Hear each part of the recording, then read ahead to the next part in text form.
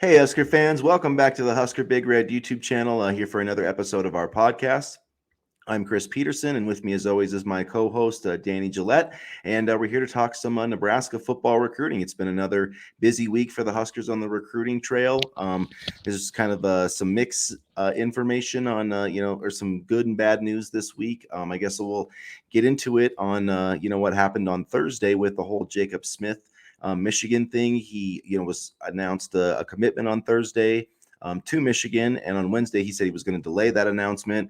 He ended up, not delaying it at all. That gave Nebraska fans some hope, and at the end of the day, he announced basically at the same time. So it was kind of weird how that all kind of worked out. But he went to Michigan, and I guess what were your thoughts on that whole thing, Danny? I don't know. It's kind of weird, but it truly makes you kind of realize that these are high school kids. I mean, so some of the decisions are interesting in terms of delaying and not delaying. And I would have really liked Smith. I mean, I know Nebraska. He's been on campus for visits with Nebraska over the past couple months. We were just talking about it off air. We do need depth at the edge rushing position. We have some edge rushers for 2023. Kai Wallen, for example. I think you could put Princewell Umamillion in there as well, but an edge rusher for 2024 would be nice. I still think that's one of our biggest needs, and Jacob Smith could have filled that void. But it's also hard to compete against Michigan when you're not quite an established program yet. Yeah, it's just weird that kids. I don't understand, them trying to drum up like the hype. I mean, I get it a little bit, but it seems like from all the tea leaves that he had it on he was going to announce on the 24/7 YouTube channel, and you basically have to tell those people who you're committing to. And then Steve Wiltfong put out a crystal ball, and it was like he got upset by that or something. But it's not like every projection wasn't already pointing to Michigan. So like I really don't like if you're going to take that step and commit on 24/7 sports channel, like you can't be shocked if they start putting out projections. That's just the way that the business works. So I thought that was weird. And so it seems like it was just he got bummed out that they kind of spoiled his announcement or whatever. But it's like everybody is known essentially for weeks that he was going to Michigan. I mean, Nebraska had like a small chance and there was hope, but it's not like this was a big surprise. So I don't know. It's like they get caught up in all that recruiting stuff, and it's like just make an announcement and go play football somewhere. Stop worrying so much about, are you going to let Steve Wiltfong, control what your college decision is? I mean, on the in the grand scheme of things, like that just seems totally weird and pointless to me. And quite honestly, we probably have known for months where he was going to go. I mean, Nebraska made a fair play, for both the Smith brothers, and they lost out on those. I don't think it was a case of them not trying. I think it's just a case of Michigan is Michigan, and we are Nebraska right now. So, there are going to be some misses. There have been a lot of hits in recruiting, and you know, like I said, once everybody sees the product on the field, and once Matt Rule gets his first season under his belt, then I think things could improve a little bit more. And you know, it, right now, Nebraska is an unestablished program under this coaching staff, so and it's hard to compete with Michigan, who was just in the college football playoff semifinals. So I mean, best of luck to him, and I hope we don't see him sacking Jeff Sims too much this year, or next year rather, not this year. Yeah, and Michigan is especially with edge rushers. Yeah, They kind of have the moniker of Edge U because they've had a ton of edge rushers go in the Aiden first. Hutchinson. Yeah, Rashawn Yep. Gary, Josh Uche, Chase Winovich, Taco Charlton. I mean, the list goes on and on. Rashawn Gary. Um, shoot, there's even more guys than that. David Ajabo. I mean, it seems like they take those guys and so they produce them into NFL players. So I mean, it makes sense. And plus, like you said, his brother went there, so that just it was probably always going to work out that way. Nebraska made a good push. I mean, they did. But I had some hope yesterday because on Wednesday, my thought was, why would you delay this decision unless you were, you know, Nebraska like was on your mind? But I was thinking about it from a rational perspective instead of like you said, this is a recruiting thing. So it's just it's how it works out. But there is another key decision coming this week on Sunday. It's going to be Sunday night. Preston Tauma, hopefully that's correct pronunciation, but the 4-star from Hawaii, the number one player in Hawaii for the 2024 class. 6'4", 315 pounds.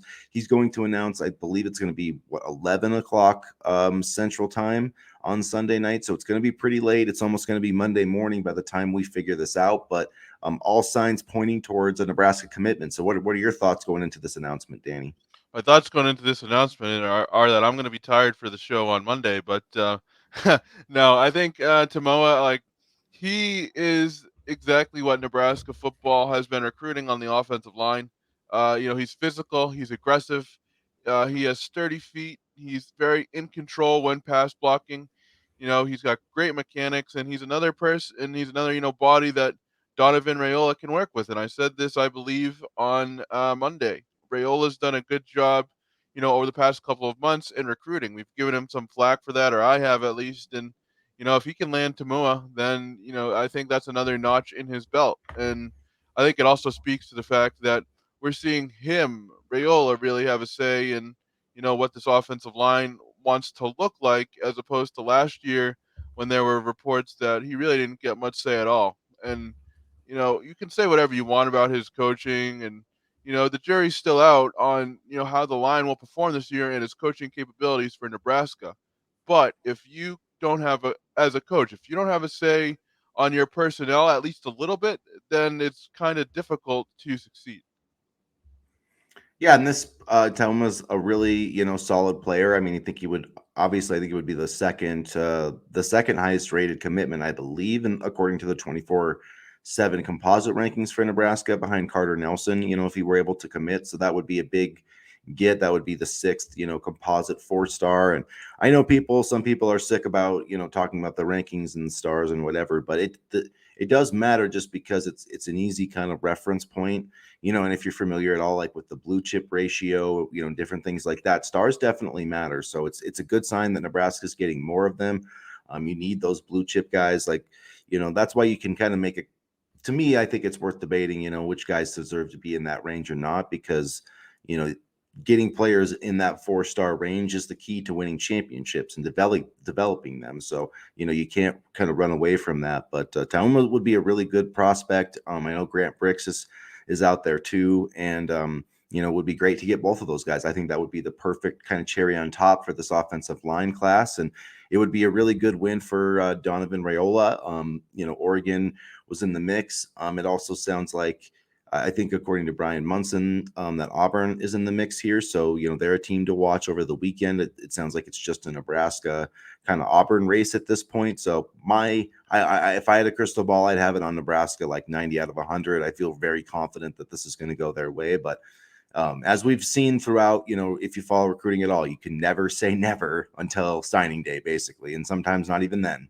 Absolutely. And, I do feel comfortable that Nebraska will win this recruitment, but you never know. I think it's also very telling that it's an Auburn, Nebraska race reportedly, especially when Oregon has kind of taken over, so to speak, West Coast recruiting. So it's good that Nebraska's in this mix. I'm hoping Tamoa can commit to Nebraska and give us another, big lineman. And I believe our highest lineman commit since Turner Cochran. So, that says something right there, because Cochran, for all his struggles on the field, he was a very highly rated commit coming out of high school. So, I mean, I think you know this has a good chance to be a successful, successful kind of day for Nebraska, successful night, and we'll see where it goes.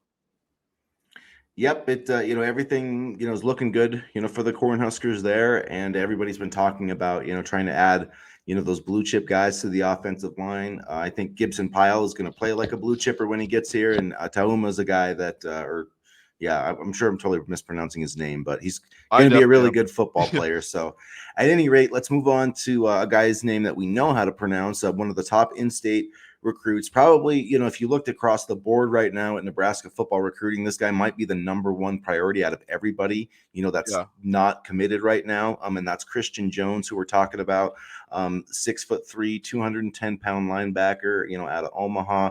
And he got a crystal ball this week from Steve Wiltfong. So it's a huge kind of momentum boost for Nebraska. Steve, he does, say that that's the pulse of the recruitment, not necessarily prediction. So, I mean, I know that people rip on him for flipping his picks, but that's he kind of puts I do that all the time. Honestly, I do all disclaimer in the there. time. Yeah, but and anyways, I mean, Christian Jones to me is this class's, Carter Nelson, Malachi Coleman. I mean, you look at Notre Dame, Oklahoma, Wisconsin, a bunch of big name programs are already on this guy. Texas A&M just offered him not that long ago. So he's ranked 125th overall in the composite, 16th among linebackers, number one player in the state of Nebraska. So must get for Matt Rule and company in 2025. And this crystal ball is huge. I mean, it's we saw this with Tyson Terry, got some crystal balls, and then he was committed not that long after. So Huh. I'm not saying that's going to I happen do here, remember but that. Yeah. that goes to show you never know when the crystal balls start dropping. So Yeah, and some people aren't necessarily high on Christian Jones, but I personally am.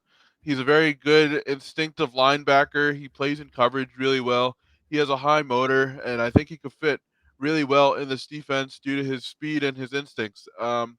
And you talked about the 2025 class, and Tyson Terry, Christian Jones, Caden Vermas. I mean, all from the state of Nebraska. I mean, if we were able to land Jones for the 25 class, that would be huge. And you know, this one kind of shocked me a little bit because Christian Jones' recruitment and the process has been pretty quiet. I haven't really heard or seen a lot of stuff from him, so I was excited to see that crystal ball. And he also was invited to the All American game down in San Antonio, I believe. So that's another player that Nebraska has recruited that's been selected for the game. And I'll let you get to your thoughts on Jones, but while I'm thinking of it, shout out to Gibson Pyle for also getting an invitation to the game. And this just shows the type of players that Matt Rule is recruiting. yeah, it's I think that if anybody has concerns about Christian Jones, I mean the fact that he's invited to the All American Bowl this early, I think should put that to rest. He's ranked 60th overall in the rankings from 24/7 Sports. So I mean, I think he's a great player. I think there's a reason that Matt Rule and Nebraska obviously don't share the view of some others that he's not a great player. So I really like where Nebraska stands right now, and you kind of mentioned it in 2025, but they basically got, two of the top three players already in the class. This would give them the top three commitments in the class, I believe, according to the 24/7 composite rankings. So that's a really huge start. I mean, you think about, 2025 and, we haven't even got to the, signing day for 2024. So it would be a really great start. And I think the in-state, the momentum and how they've made kids a priority, I think it really has. If you look at the interview that Jones did with Will Fong, he talked about that, the priority of the in-state kids. And so I think it's really resonating, Matt Rule and the coaching staff's recruiting efforts, within Nebraska. And you can see with this crystal ball for, Christian Jones, just like we saw, with Tyson Terry getting him. I mean, that was a huge commitment. And so if they can stack Jones on top of that, I mean, it just would be huge for Nebraska football, no doubt. And, they've shown that they can get kids to Nebraska or from Nebraska to commit. They've shown they can get kids from Texas to commit. It's not as if they're focusing all on one part of the country, as we've seen, in the last couple of classes either. They are able to get, high quality players from all around the country. Florida was not big, but, you know, Florida was heard in this recruiting class. And, Florida is also going to be heard in 2024. So it's not as if they're pushing all their chips into one state. They're recruiting not only in Nebraska but other areas as well. So it's good to see them, recruiting at a high level in Nebraska while also recruiting at high levels in other key states as well. Yeah, and it's just I think the main thing, I know some people get sick of the in-state recruiting and the focus on in-state recruits, but like with Christian Jones, I mean, how many kids is Nebraska going to have a shot at, like a legitimate shot at that ranks 60th overall in the 24/7 composite rankings? I mean, we've had Carter Nelson ranked in that range, Malachi Coleman, they're all in-state kids. Would Nebraska have gotten any of those kids if they weren't from Nebraska? Probably not. So when you get those opportunities, you have to take advantage of them, and that's why this is such an important, crystal ball is such an important recruitment, right? That's why Carter Nelson's recruitment was so important, not because like that having Carter Nelson wasn't, going to make or break the class or whatever, but just it's a rare opportunity to get a player that talented. And when you have all those built-in advantages, it's killer if you don't take advantage of it. And so far, Nebraska's done a good job with all those guys. They've prioritized it, they've recruited them the right way, and it's paid off.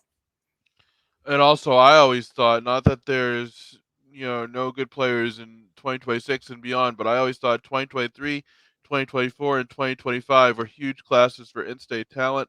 And it's good to, like you said, see Nebraska capitalize on the in-state advantage there. Yeah, and it will be interesting. Another crystal ball I should mention, or not crystal ball, but the on 3 recruiting predictions. Two more for Amari Sanders this week. He now has a 98% chance to commit to Nebraska, according to the on 3 prediction machine, which, we've talked about this before, but has probably some clear ramifications for Caleb Benning, unless they're going to just take him as a pure athlete, or maybe even, I know he plays receiver too. I know that they've been looking at another slot receiver from Texas. So, I mean, they're not done necessarily with offensive pass catchers or whatever, but it seems like at some point you've got to put a limit on how many defensive backs you can take. Caleb Benning's reported December decision timeline probably doesn't do him any favors in that regard. But I think that Amari Sanders is a very physical player. He's a good player on the outside. And, Nebraska, like you mentioned, is also looking at Texas athlete Derek McFall. He's scheduled to visit campus later this month. He's a 4-star player. Um, he's a 48th overall player in the 2024 class from the state of Texas. And he's the 25th overall athlete in the 2024 class. And, as much as I love Caleb Benning and, I understand the legacy and history that goes along with it, I don't think Nebraska should wait till December for a kid to decide, especially if they have a state like Texas where they can get a 4-star athlete who's interested and who wants to come to campus. I mean, spots are filling up, and I would honestly, in today's day and age of recruiting, continue to recruit at a high level than wait for somebody to make their decision, you know, late in the year. I'm not saying that's a bad thing. I certainly respect Caleb Benning's decision to commit in December. You go at your own pace and you do what you have to do. But from a recruiting perspective, I don't think you can wait that long. And, there's other athletes that you could potentially miss out on by waiting until December for Benning. Yeah, I think it's, at the end of the day, if Nebraska really wants the player, they're going to make room. So, I Yeah. mean, I don't think that, and really, I don't think that they're worried about, room. I mean, it wouldn't shock me if this class got up to 30, because I just think that they realize that no matter what you do, no matter what type of, culture you have, you're gonna lose 10 to 20 players in the transfer portal every single year just based on circumstance. So, I don't know that they're really that concerned about the over. I mean, I think they do probably are looking at it more positional wise. We can't take a certain number of players beyond that, but I don't know if they're worried at the overall, scholarship range, because like if Brandon Baker was sitting there in December and like, hey, I want to commit, they would take regardless. If they had 31 kids in the class and Brandon Baker wanted to come, Yeah. they take him. You know what I mean? Like, does not like the scholarship game doesn't matter when it comes to the 5-star kid. You know what I'm saying? So, Yeah.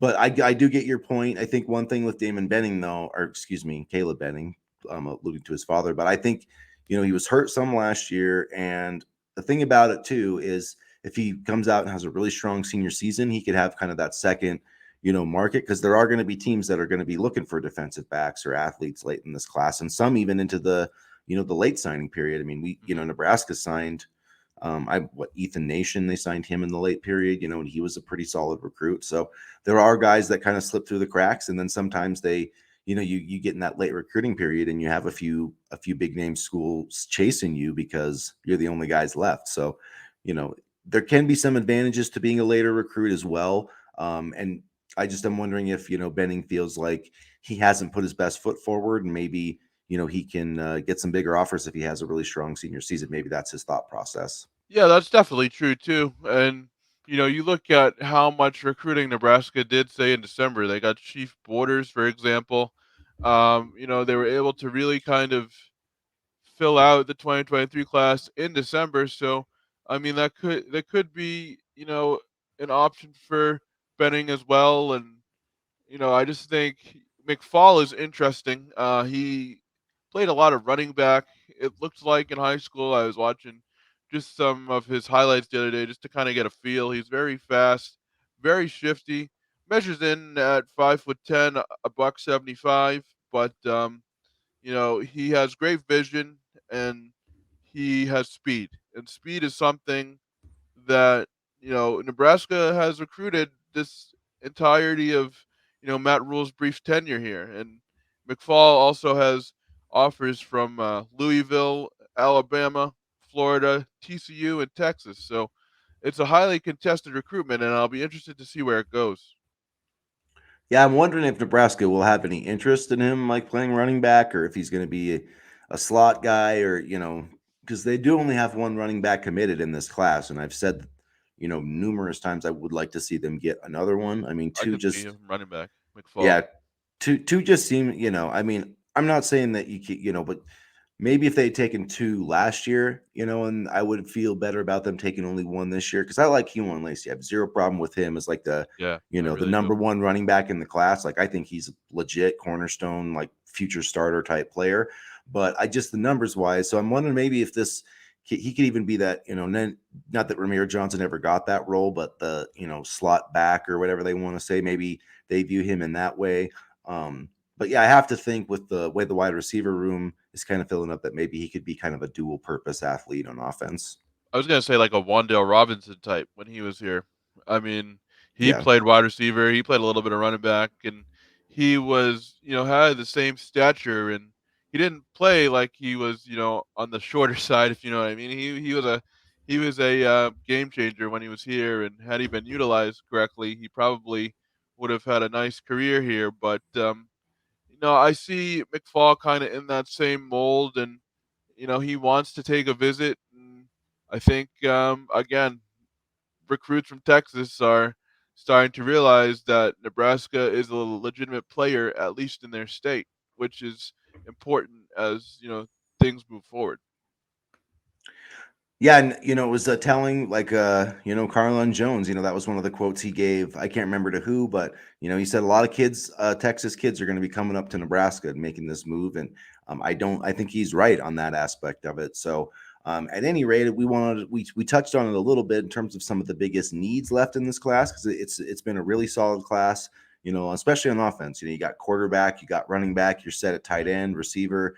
We're closing in on offensive line. Yeah, sure, we could use Grant Bricks, but and Talma, but really they've got some solid pieces there. It's more on the defense, I think, where Nebraska could use some work. We've talked about edge.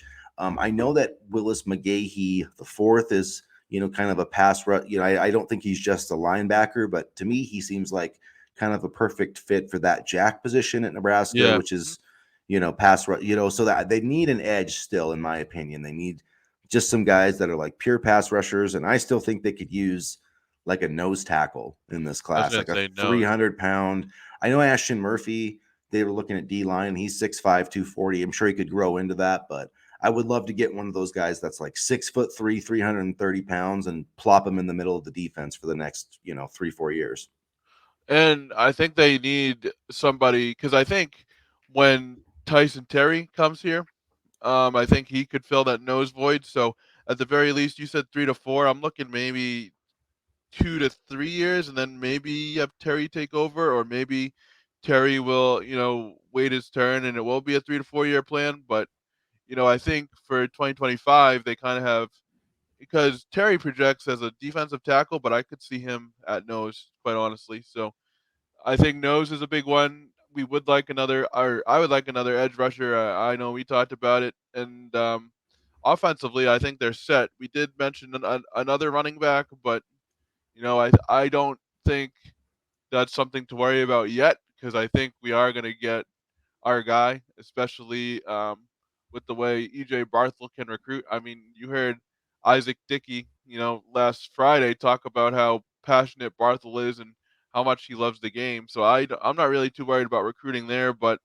I'd say probably a nose and an edge would be my two biggest needs, and then um, maybe another running back pending anything with Derek McFall. Because if McFall commits, then that would take care of the running back room for the foreseeable future, I think.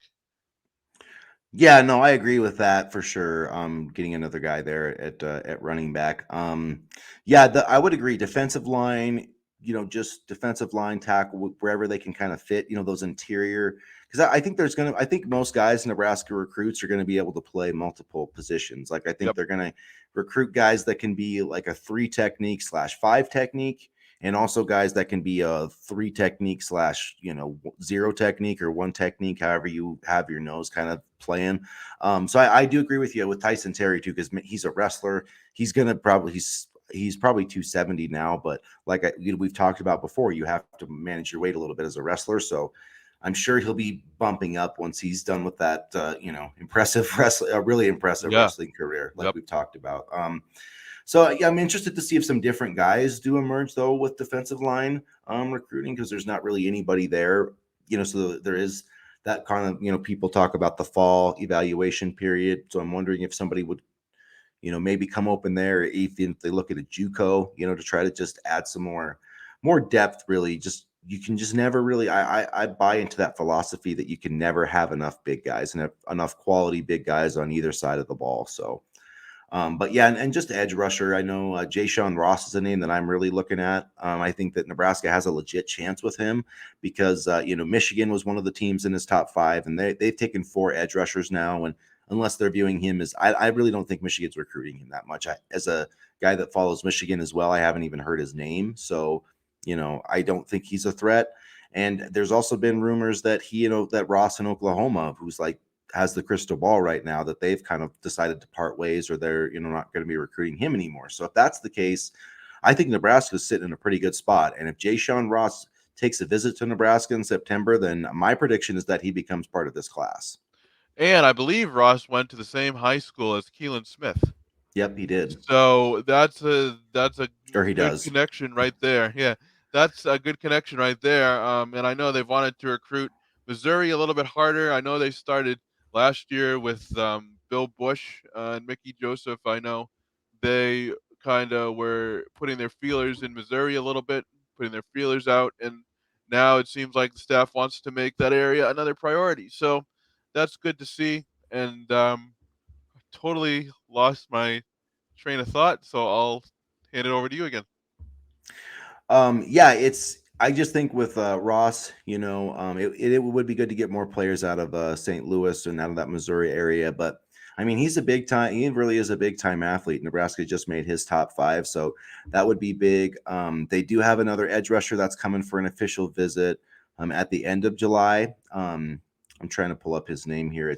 I know his first name. It's Devin. The last name again, it's one that I can't pronounce. Or Devu.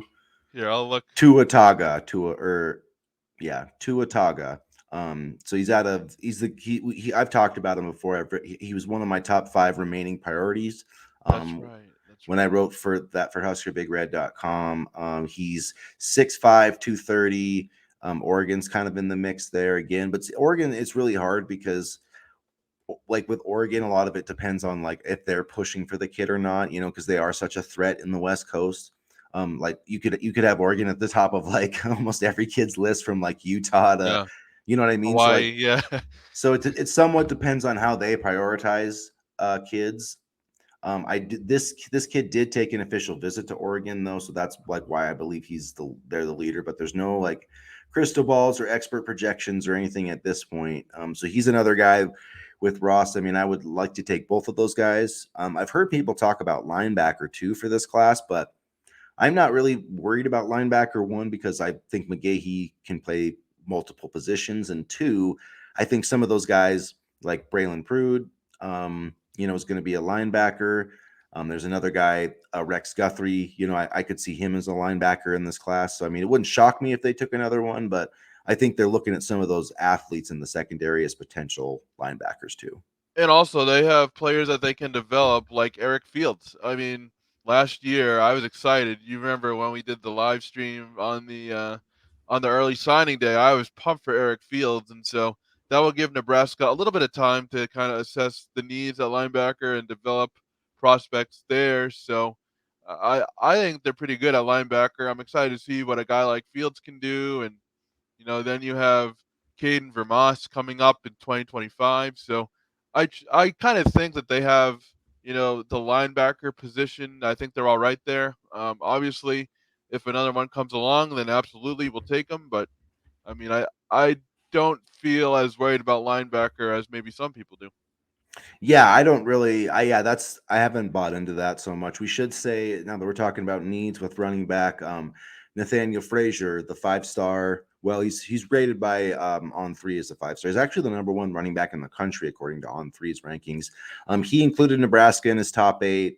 It's kind of the same deal with Brandon Baker. I don't put much stock in it until look, if Yeah. he visits Nebraska, then sure. If he comes out and like puts out one of those tweets, I'll be taking an official visit to Nebraska on September, whatever, then absolutely. Like I'm right there with you. But so I mean, I guess that's better than not being in the top 8. But to me, it's like, dude, you're like, how many schools have you visited? I know we're closing in on signing day, but come on, you don't know your top 5 at this point, then just wait. Then put out I just hate the top 8 lists. Some are It's like, still doing top 10. I mean, yeah. it's like really and it is crazy. I mean, I'm happy that we're there, but you look at some of the schools that we're up against, it's going to be a steep climb for sure. Yeah, and it's just even more than that. I mean, he just hasn't visited it all this summer. So it's just really hard with a kid like that to, and it was the same with Brandon Baker. It's really hard to pull a kid out of California, a 5-star kid when you don't get him for an official visit or don't get him on campus so that's just my thought on it. But Yeah, I it's agree. I mean, we're there, but it feels like we're on the outside looking in. Yeah, but then you never know. That's the thing too, though. Is I was going to make this point earlier about Caleb Benning. Like with Matt, you talked about like how Nebraska signed so many guys because they had a new coach, and so you have a lot of you're good. There's going to be big time programs that have new coaches that we don't even think about right now. Because that's just the way that college football works, and so those programs are going to be filling their needs. And Mhm. but another thing too is you could have like 2 years ago, nobody thought Lincoln Riley was leaving from Oklahoma, right? And he left to USC, and then like it was the open season on all of Oklahoma's commitments. So I mean, stuff like that is going to happen in this class. So guys are going to, like Nathaniel Frazier might be committed somewhere, and then like that coach gets fired, or you just never know. So there's a lot of variables. So it is good to keep in the mix, but with him and Brandon Baker, I would not take it very seriously at all. Like regardless of what they tweet or put on social media until No, they step foot in the state of Nebraska again. again, players know which fan bases are on Twitter the most, and they know Yeah, which Jacob fan base. Smith. Jacob Smith, Jacob yeah, Smith was all over that, man. yeah, they know that we're gonna give them the interactions and stuff that they want, and I mean, look, you even talk about, you talked about attrition. I mean, not to go into too big of a thing here, but look at Northwestern. I bet you there's going to be some attrition there now, and I'm not celebrating that or anything like that. I'm just saying the point that, you know, things can change like that. I mean, I saw this post and it was kind of funny, but also kind of weird. If you had told any of us that Scott Frost and Pat Fitzgerald, when they faced off in Ireland, that they would both be fired, less than a year later, we would have never believed it. So things change fast in college football. Yeah, definitely. I mean, yeah, for both of them, like the Scott Frost would have believed, but Pat Fitzgerald seemed like he had as much security as anybody. But so yeah, things change quickly, and that's with recruiting. That's it is what it is in terms of that. But so you never say never with recruiting. That's I guess the final point we'll come back to. Another point though, make sure you guys subscribe to our channel. We appreciate all your support. But please hit that like button, get into the comments section and hit that subscribe button so you don't miss any of our Nebraska content. We have a lot of great stuff too at huskerbigred.com, so make sure you're checking that out. And also, we're going to have some Husker Big Red merchandise. We have some already up in our store, the Full Ride kind of network store. So we've got some sweatshirts and some t-shirts. So I'll drop a link in the comments. So if you want any Husker Big Red garb, you can check that out. And we're going to have some really cool stuff coming up soon. So I don't want to, put anything out there so no one else steals our idea, but we got some really cool stuff for Yeah. Nebraska fans. So make sure you're checking us out. And yeah, I guess everybody have a great weekend and go Big Red. Go Big Red.